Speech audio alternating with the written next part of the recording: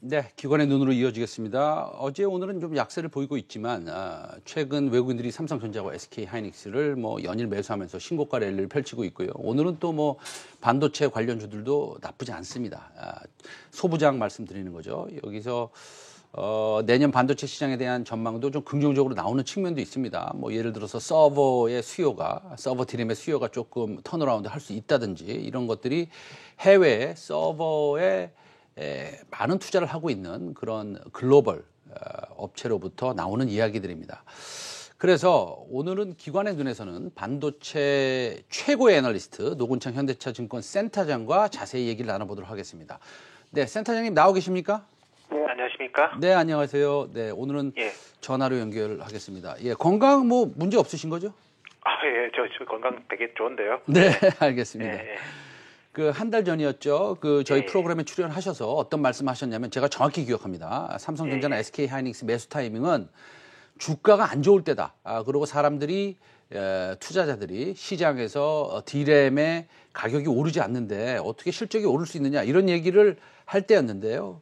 그런데 그로부터 며칠이 지나서부터 외국인들이 공격적으로 매수를 시작하면서 코로나 이후 최고가를 달성했고 와 지금 이거 너무 많이 올라가는 거 아니냐라는 생각도 할 정도입니다. 갑자기 이렇게 급등한 이유는 어디에 기인한다고 보시는 겁니까? 제가 봤을 때는 가장 큰 거는 이제 2021년에 대한 전망이 좋은 업종을 외국인들도 탐색을 했을 거고 여기에 이제 메모리 반도체 업종이 최소한 내년 2분기부터 좋아진다는 거에 대한 좀 확신을 가진 것 같고요. 두 번째는 역시 환율 자체가 워낙 또 강세로 가다 보니까 원화 강세에 따라서 사실 반도체는 수혜 산업은 아니지만 어쨌든 코스피 편입할 때 시가총액 1, 2를 이제 선정하고 내년 전망 좋은 거 그리고 상대적으로 덜 오른 거 그거를 포착하다 보니까 이제 삼성전자, SK하이닉스의 수급이 좀 긍정적으로 몰리지 않았나 그렇게 보고 있습니다. 네, 반도체 시장을 이렇게 좀 넓혀 보면 지금 메모리보다 파운드리 업종 이쪽 그다음에 내년에는 제가 틀리면 말씀해 주십시오. 지적해 주십시오. 삼성전자가 파운드리 쪽에서의 매출이 20%도 차지할 수 있다라는 얘기도 나오고 있는데 그러면은 어차피 PER 멀티플이 상승할 것이고요. 이런 것들이 어쨌든 주가의 좋은 모습을 지금 보여주고 있는 것이라고 생각하시는 분들도 있는데 그 말씀에 좀 동의도 하십니까? 아니면 그렇지 않습니까? 파운드리 쪽도 2021년에도 매출액의 기여는 매출액 증가세는 이어질 것 같고요. 참고로 올해 매출액이 한 US 달러 기준으로 파운드리가 전년 대비 한 18% 정도 증가한 120억 불 정도 예상하고 있고 또 최근에 엔비디아랑 이런 수주 확대를 감안해 보면 내년에 한 150억 불 정도 됩니다. 다만 이제 아직은 매출액 기여도라 이 기여도는 전체 반도체 기여하는 거는 아직은 그렇게 비중이 크지 않기 때문에 여전히 파운드리는 주가 상승에 플러스 알파지 본질적인 거는 역시 메모리 반도체의 실적 개선이라고 보는 게 맞을 것 같습니다. 알겠습니다. 그러면은 이런 의견은 어떻습니까? 어차피 사실은 파운더리가 차지하는 비중이 지금 아직은 그렇게 크지 않다고 우리 센터장님이 말씀하셨는데 사실 앞으로 계속 커질 것이다라는 가정을 우리가 해서 밸류에이션을 만든다고 한다면 그것이 선반영되어서 멀티플이 좀 상향될 수도 있지 않나라는 기대감을 가지고 주가가 올랐다라고 한다면 그것은 맞는 것입니까? 일정 부분은 맞을 수 있고요. 특히 엔비디아든 아주 작은 매출이긴 하지만 IBM에 들어가는 서버 CPU든 어쨌든 삼성의 파운드리는 TSMC와 함께 7나노 이하를 어쨌든 공급할 수 있는 세계에서 딱 두 개밖에 없는 회사이기 때문에 거기에 따른 미래에 대한 성장성은 주가에 좀 반영이 됐다고 봅니다. 다만 2021년에 좀 더 의미 있게 이제 실적 그리고 밸류에이션 멀티플에 도움을 주려면 현재 삼성 파운드리 거래선의 한 55% 정도가 삼성전자 내부 고객입니다. 즉 삼성전자 팹리스 사업부고요. 이걸 이제 외부 고객으로 확대를 해야지 TSMC가 받고 있는 좀 의미 있는 밸류에이션 할증이 가능할 것 같고, 그 전제 조건으로 저희가 봤을 때는 AMD 그리고 궁극적으로는 다시 애플의 AP 시장의 파운드리를 확보하는 게 저는 되게 중요하지 않을까 그래 보고 있습니다. 알겠습니다. 그 지난번에 한번 출연하셨을 때 디램 가격이 내년 3월 정도면 바닥을 칠 것이다. 뭐 이렇게 얘기하신 것 같은데요. 오늘 뉴스에도 보면은 어저께도 제가 봤습니다. 계속 그 스팟 가격이 얼마나 중요한지 모르겠지만 어쨌든 스팟 가격이 계약 가격에 선행을 한다면 계속 하락하고 있습니다. 그래서 이런 실적을 보면 아무리 내년에 상황이 좋아진다고 그래도 뭐 이런 디램 측면에서는 아무래도 조금 기다려야 될 것 같은데 그래서 이제 이 반짝 상승하는 거냐 아니면은 내년 내후년을 통틀어서 보고 한 2년 동안 완전히 대세 상승이 있을 거느냐 이렇게 의견이 조금 엇갈립니다, 시장에서는. 근데 센터장님은 이거 어떻게 보십니까? 사실은 시장의 기대치가 시간의 관점에서는 좀 더 너무 성급한 것 같고요. 실질적으로 서버 디램은 뭐 내년 1월부터 반등하기는 힘들 거고 빨라야지 한 내년 4월 정도 반등할 것 같습니다. 다만 모바일 디램이 최근에 또 상당히 수요가 좋기 때문에 이쪽에서 상당 부분은 뭐 소프트 스위칭을 할 수 있는 기회는 되는 것 같고요.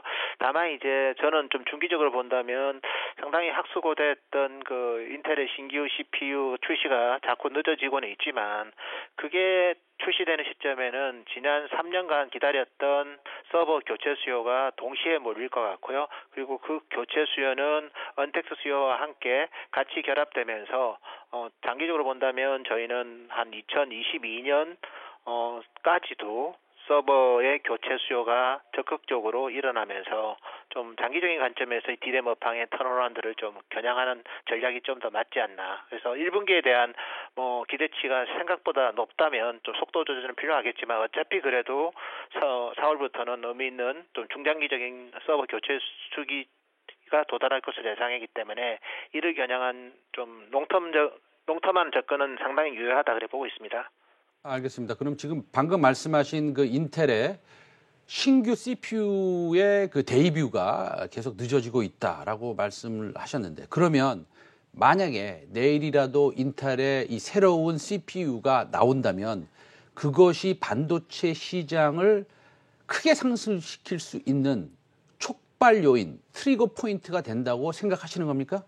예, 가장 큰 게 이 제품이 지금 1년이 늦어졌거든요.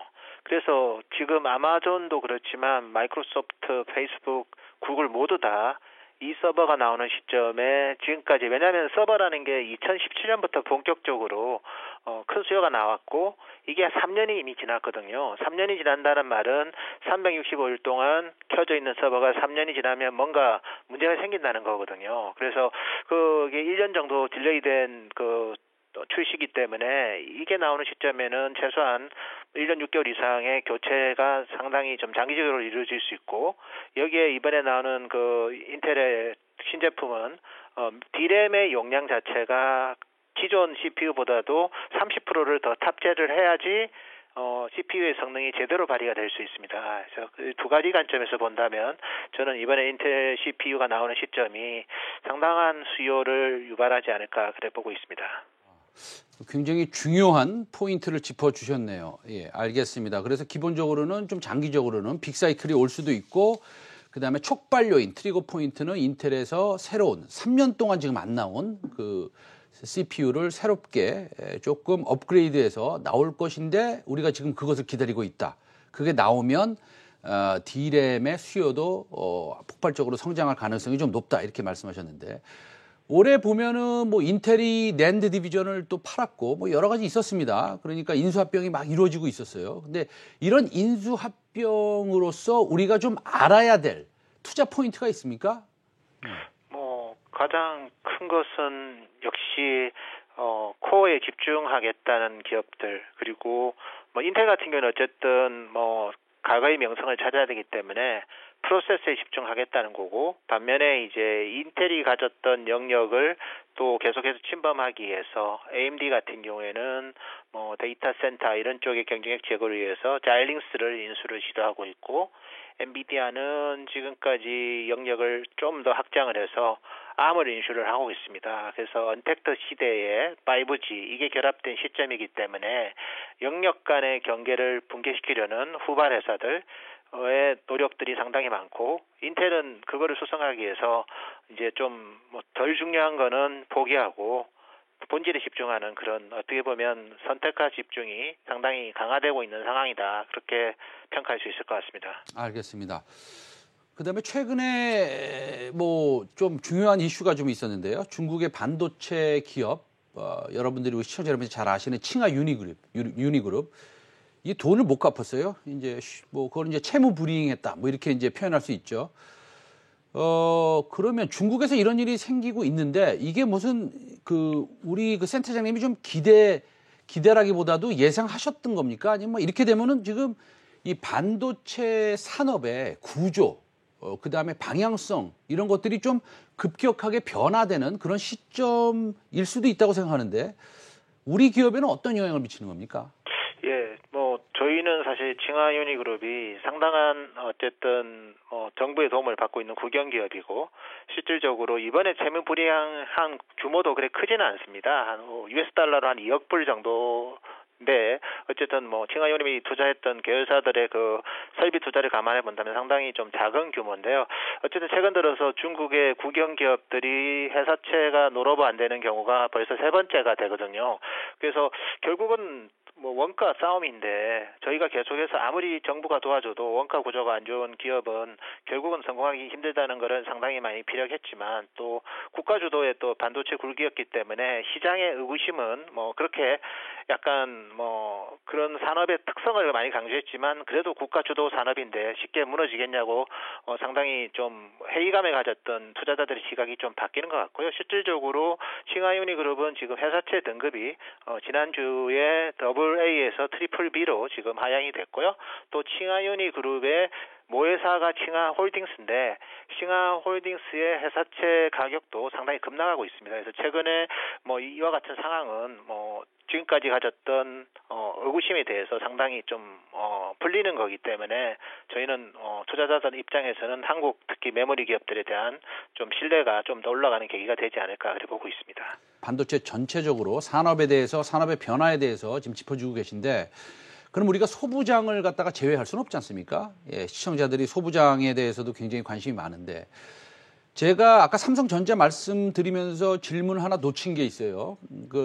지금 미국의 오스틴 쪽에 7만 장 규모의 파운드리 공장을 뭐 진다 만다 뭐 이런 소문이 있었고, 이 7만 장 규모라는 것은 기흥의 한 2배 정도 되는 규모입니까? 굉장히 크다고 그러는데, 예. 이런 것들이 이루어지는 겁니까? 이루어지면 뭐 삼성전자의 소부장 관련된 회사들이 큰 수혜를 볼 수 있을 것 같은데, 예. 센터장님이 뭐 정확히 지금 제가 말씀드린 것을 짚어주시죠. 제가 모를 수도 있으니까요. 예. 예. 뭐 오스틴 쪽은 상당히 전략적으로 중요하고요. 네네. 특히 TSMC가 미국의 12인치 팹을 짓는다는 계획을 발표했기 때문에 삼성도 그와 같은 대응은 필요할 것 같고요. 참고로 7만 장인지는 좀 추후에 저희가 봐야 되겠지만, 네. 삼성전자의 지금 파운드리 캐파가 월 기준으로 보면 한 34만 장 정도 되거든요. 네. 7만 장의 의미는 뭐 최소한 25% 이상 증가하는 의미이기 때문에 의미가 있고요. 네. 또 더불어서 파운드리와 더불어서 뭐 디램이든 낸드든 추가적으로 캐파 증설의 소문들이 뭐 일부 장비 업체를 통해서 저희가 좀 감지는 됩니다. 그래서 2021년에 삼성전자는 종합 반도체 회사로서 파운드리 투자도 확대를 하겠지만, 네네. 디램하고 낸드 쪽 투자도 저희가 봤을 때는 확대할 것 같고, 그 배경은 역시 2021년 이후, 특히 하반기 이후에 언택트와 관련된 큰 수요를 겨냥한 선제적인 투자가 되지 않을까, 그렇게 보고 있고요. 그렇게 본다면 현재 뭐 장비 회사들 1차적으로 수혜를 볼 거고, 그리고 캐파 증설 이후부터는 소재 회사들, 그리고 뭐 패키징 관련된 부품 회사들까지도 수혜를 볼 것으로 저희는 그렇게 예상하고 있습니다. 네, 굳이 뭐 센터장님께서 답변 안 하시겠지만 그러면은 오스틴 쪽에 공장이 있는 소부장 업체들 좀 보면 되겠네요. 예, 상당히 유망할 것으로 예상됩니다. 알겠습니다. 지금까지 노군창 현대차증권 센터장 말씀 잘 들었습니다. 오늘 말씀 감사합니다. 네, 감사합니다. 네.